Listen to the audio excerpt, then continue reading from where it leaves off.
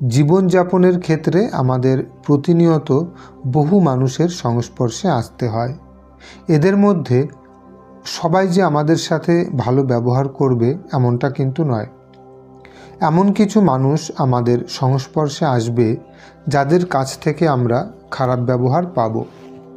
যারা আমাদের সঙ্গে ভালো ব্যবহার করে তাদের প্রতি আমাদের ভালোবাসা আপনা আপনি চলে আসে, কিন্তু যারা আমাদের সাথে খারাপ ব্যবহার করে তাদের প্রতি আমরা ভালো ব্যবহার করি না, তাদেরকে আমরা ঘৃণার নজরে দেখি। আমরা রেগে যাই, তাদেরকে দণ্ড দেবার প্রয়াস করি, তাকে বোঝানোর চেষ্টা করি যে তুমি দণ্ডের যোগ্য, দয়ার নয়। কিন্তু বিকে সচিন ভাই ঠিকের উল্টো কথা বলছেন। তিনি বলছেন, প্রার্থনা, আশীর্বাদ, শুভকামনা, দয়া, প্রেম তাদের জন্য যারা আমাদের দুঃখ দেয়, নিন্দা করে, অপমান করে, ঠকায়, বাজে ভাষা প্রয়োগ করে। একজন ব্যক্তি যদি আর একজনকে ঠকায়, কেন ঠকালো? আমাদের নজরে সে খুব খারাপ, সে দোষী, সে দণ্ডের যোগ্য। সবাই মিলে তার শাস্তির কামনা করি, কিন্তু বাস্তবে সে অসুস্থ, তার মন অস্থির, ভিতরে ভিতরে তার মধ্যে অশান্তি চলে। মানসিকভাবে সে অসুস্থ, দুর্বল, সে দুঃখী, সে দণ্ডের নয়, সে দয়ার পাত্র।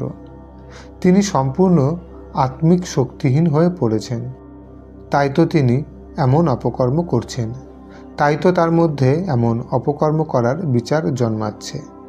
শাস্তি দিলে তার আত্মিক শক্তি বাড়বে না, বরং কমবে। তাই আমাদের উচিত তার আত্মিক শক্তিকে বাড়ানোর জন্য তাকে আশীর্বাদের শক্তি, শুভ ভাবনার শক্তি আর আধ্যাত্মিক জ্ঞান প্রদান করা।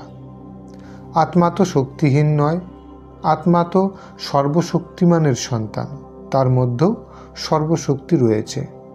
আত্মার ধর্মই হলো শান্ত স্বরূপে স্থিত থাকা। অশান্ত পরিবেশ তৈরি করা আত্মার কাজ নয়।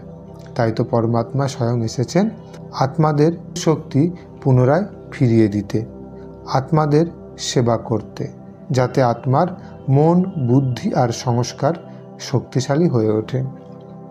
যারা অপকর্ম করে তাদের বিচার করার কাজ আমাদের নয়, ওটা আইনের কাজ।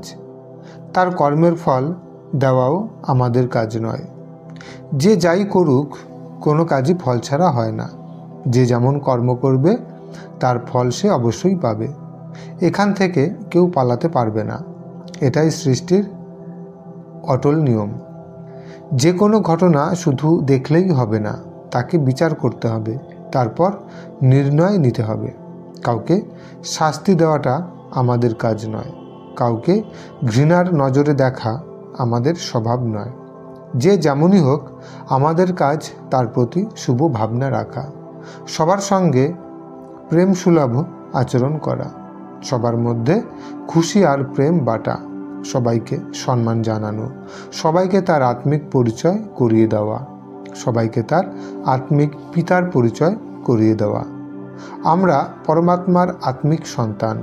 পরমাত্মার আত্মিক সন্তানদের নজর কখনো খারাপ হয় না।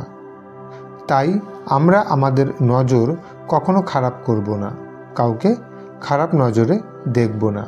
সবাই পরমাত্মার ছত্রছায়ায় ভালো থাকবেন, সুস্থ থাকবেন, সুরক্ষিত থাকবেন। ওম শান্তি।